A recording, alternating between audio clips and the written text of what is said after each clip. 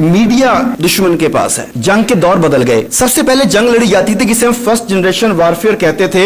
उसमें जिसके पास तादाद ज्यादा होती थी आमतौर पे वो तादाद की बुनियाद पर जीत जाता था। फिर सेकंड जनरेशन शुरू हुई, उसमें असलहा मैटर करने लगा। फिर पता लगा कि जिसके पास असलहा ज्यादा है ना और मुहारत ज्यादा है वो जीत जाता है। फिर दौर आया टेक्नोलॉजी का। उन्होंने कहा कि असलहा भी ठीक है, तादाद भी ठीक है, मगर टेक्नोलॉजी दूर बैठ के बंदा कैसे मार सको। सैयदना रसूल करीम ने कहा था ना कि जान लो कुव्वत नेजा फेंक कर मारने में, दूर से फेंक कर मारने में। और टेक्नोलॉजी उस वक्त भी कहते थे सीख लो सीख लो सीख लो। फिर पता लगा कि टेक्नोलॉजी जिसके पास है वो आगे निकल जाता है। फिर चौथा दौर आया कि टेक्नोलॉजी के साथ साथ दुश्मन के अंदर अपने जासूस छोड़े जाएं और इंफॉर्मेशन की बुनियाद पर जंग लड़ी जाए। इंफॉर्मेशन की बुनियाद पर जंग लड़ी जाए। फिर आज हम जिस एरा में जंग लड़ रहे हैं उसे फिफ्थ जनरेशन वारफेयर कहा जाता है। और आप हैरान रह जाएंगे कि फिफ्थ जनरेशन वारफेयर के लिए जो दो मजीद टर्म इस्तेमाल होती हैं, एक टर्म है डर्टी वारफेयर, डर्टी जंग का गंदा तरीका, उसका नाम ही डर्टी वारफेयर है। और दूसरा इसे कहते हैं साइकोलॉजिकल वारफेयर, नफ्सियाती तरीका जंग, के दुश्मन को नफ्सियाती तौर पर इतना मगलूब कर दो कि वो आप पर हमलावर होने का सोच ही ना सके। इसके लिए उन्होंने हमारे अंदर दानिशगर्द पैदा किए। हम उन्हें कुछ और कहते हैं, हम कहते हैं दानिशवर। दानिशवर को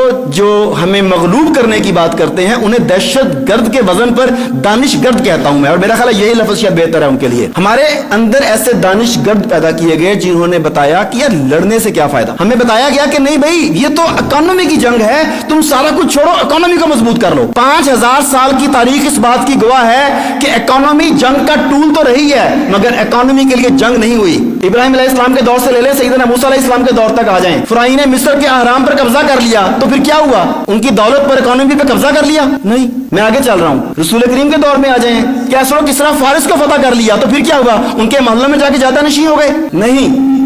ये कभी भी इकोनॉमी की जंग नहीं थी। इसराइल उसके ऊपर अगर हमला कर रहा है बैतुल मुकद्दस के ऊपर, क्यों कर रहा है? इकोनॉमी के लिए कर रहा है। ये इकोनॉमी की जंग नहीं थी। 48 मुल्कों ने मिलकर आपके पड़ोस में हमला किया, इकोनॉमी के लिए हमला किया। ये इकोनॉमी की जंग नहीं थी। बर्मा में मुसलमानों की जिंदा की खालें उतार दी गई, इकोनॉमी के लिए उतारी गई? नहीं, ये इकोनॉमी की जंग नहीं थी। 5000 साल से ये नजरियात की जंग थी। ये नजरियात की जंग है और आखिरी दौर तक ये नजरियात की जंग रहेगी। एक तरफ रहमानी नजरियात और एक तरफ शैतानी नजरियात। चॉइस आपकी है कि आप किस ग्रुप का हिस्सा बनते हैं। गैर जानेदार नहीं रहा जा सकता। अब मर्द हैं या औरत, या मर्द हैं या औरत हैं। अगर आप कहें कि नहीं मैं तो न्यूट्रल हूं तो फिर क्या होंगे खुद ही सोच लीजिए। इसी तरह हक व बातिल की इस जंग में मैं न्यूट्रल हूं, न्यूट्रल नहीं रहा जा सकता।